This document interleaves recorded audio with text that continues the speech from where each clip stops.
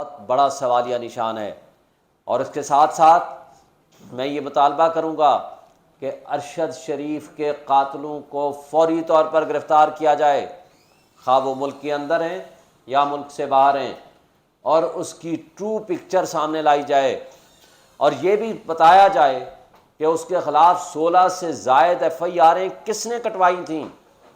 اور پورے پاکستان میں اس کے خلاف ایک طرح کی ایف آئی آریں کیسے کٹ گئیں، اور وہ ذمہ داران کا تعین کر کے بھی وہ سامنے لایا جائے تاکہ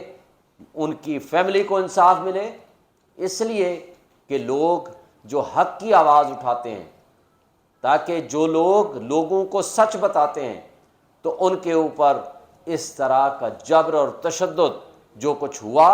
یا آج ہو رہا ہے اس کا قلع کما ہو، تاکہ لوگ سچ کے لیے کھڑے ہوں۔ Thank you. شعیب شاہین صاحب، بہت شکریہ، آپ نے ارشد شریف اور عمران ریاض خان کی بات کی، لیکن جس طرح سے آپ نے بات کی، آپ کی پریس کانفرنس میں مذاکرات کا لفظ بھی تھا۔ مذاکرات کن کو بیٹھ کر کرنے چاہیے، اور کیا آپ آفیشلی پی ٹی آئی کی طرف سے مذاکرات کی دعوت اسٹیبلشمنٹ کو دے رہے ہیں، یا باقی سیاسی جماعتوں کو کہ آئیں مل کر بیٹھیں الیکشن کے لیے کام کریں؟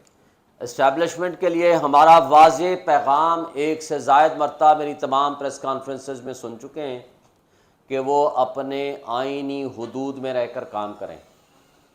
وہ آئینی حدود میں جب رہ کر کام کریں گے تو کسی کو کوئی مسئلہ نہیں ہوگا، اور سیاسی جماعتیں آج بھی اپنے فیصلوں کو ریوزٹ کریں۔ جو سو کارڈ اپنے آپ کو جمہوری طاقتیں کہتی ہیں، وہ الیکشن سے بھاگنے کا جو راہ پیدا کی ہے اس سو کارڈ سی سی آئی کے فیصلوں سے، اور جس طرح انہوں نے آخری 2 ہفتے یا 10 دن جمعہ بازار لگایا بلز کا،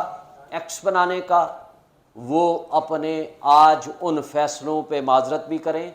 آج بیٹھیں، ساری پارٹیاں 90 ڈیز کے الیکشن کے لیے کھڑی ہوں اور مطالبہ کریں، اگر وہ سنسیئر اور فیئر ہیں، جمہوریت پہ یقین رکھتے ہیں، ورنہ قوم کبھی ان کو معاف نہیں کرے گی۔ اور ہمارا مطالبہ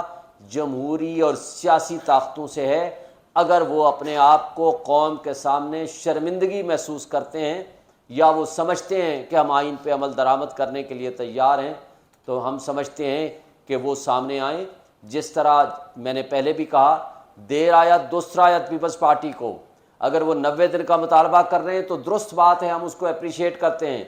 لیکن قابل افسوس بات ہے کہ اس کے اندر وہ رکھ دیتے ہیں کہ نہیں، مردم شماری کے نتیجے میں ڈی لمیٹیشن پہلے کر لیں۔ جب آپ ڈی لمیٹیشن کی بات کرتے ہیں تو یہ مگرمچھ کے ان کے آنسو ہیں،